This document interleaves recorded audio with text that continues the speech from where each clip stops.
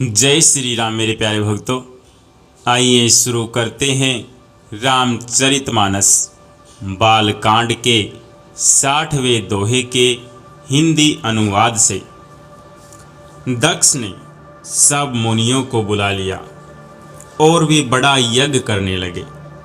जो देवता यज्ञ का भाग पाते हैं, दक्ष ने उन सब को आदर सहित निमंत्रित किया। दक्ष का निमंत्रण पाकर किन्नर, नाग, सिद्ध, गंधर्व और सब देवता अपनी अपनी स्त्रियों सहित चले।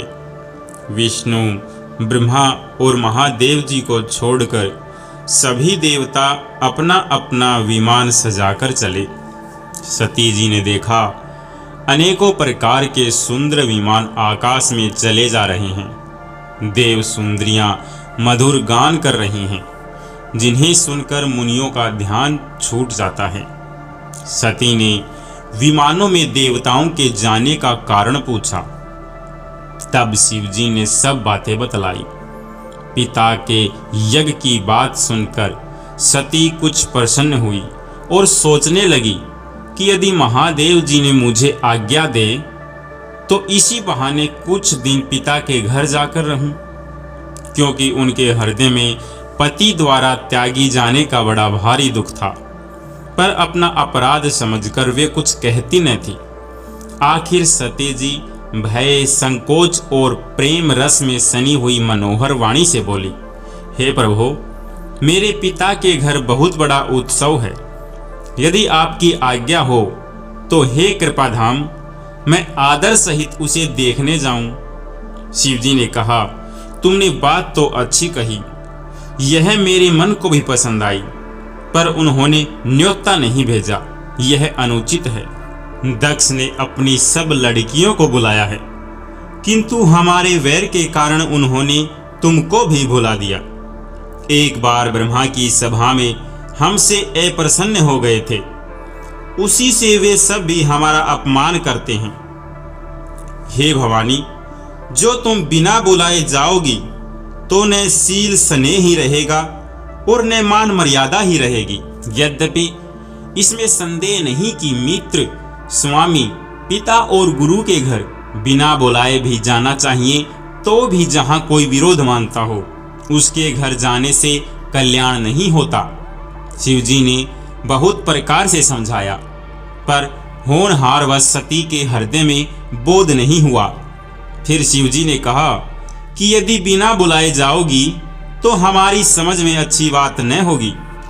शिवजी ने बहुत प्रकार से कहकर देख लिया, किंतु जब सती किसी प्रकार भी नहीं रुकी, तब त्रिपुरारी महादेव जी ने अपने मुख्य गणों को साथ देकर उनको विदा कर दिया।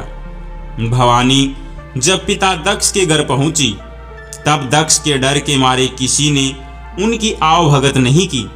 केवल एक माता भले ही आदर से मिली, बहिनें बहुत मुस्कुराती हुई मिली। दक्ष ने उनकी कुछ कुशल तक नहीं पूछी। सती जी को देखकर उल्टे उनके सारे अंग जल उठे। तब सती ने जाकर यज्ञ देखा तो वहां कहीं शिवजी का भाग दिखाई नहीं दिया।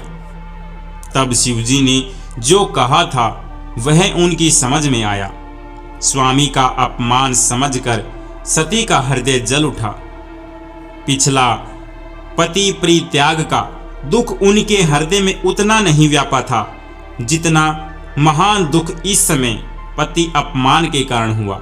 यद्यपि जगत में अनेक प्रकार के दारुण दुख हैं, तथापि जाति अपमान सबसे बढ़कर कठिन है। यह समझकर सती को बड़ा क्रोध हो आया।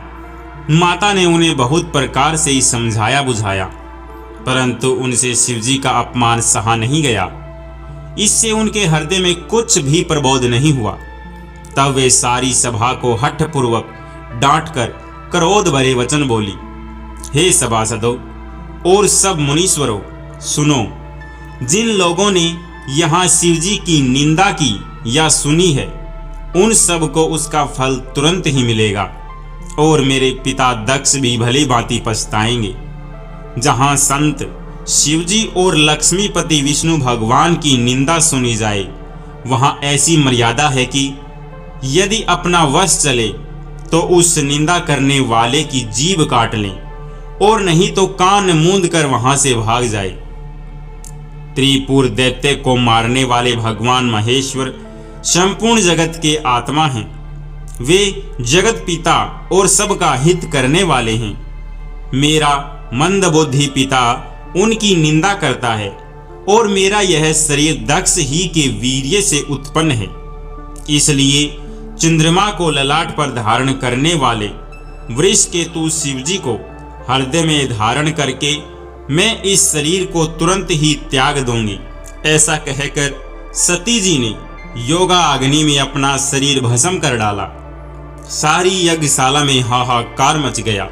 सती का मरण सुनकर शिवजी के गण यज्ञ विध्वंस करने लगे।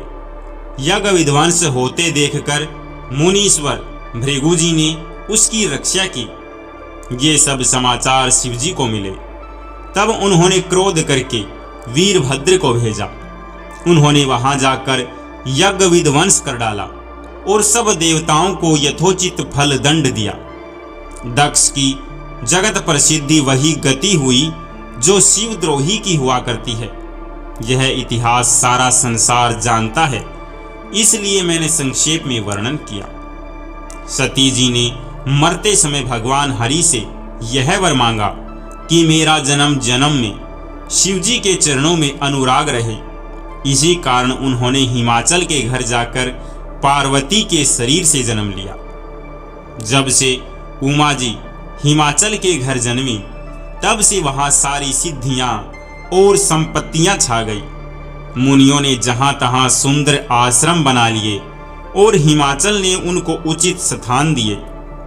उस सुंदर पर्वत पर बहुत प्रकार के सब नए नए वृक्ष सदा पुष्प फल युक्त हो गए, और वहां बहुत तरह की मणियों की खाने प्रकट हो गई।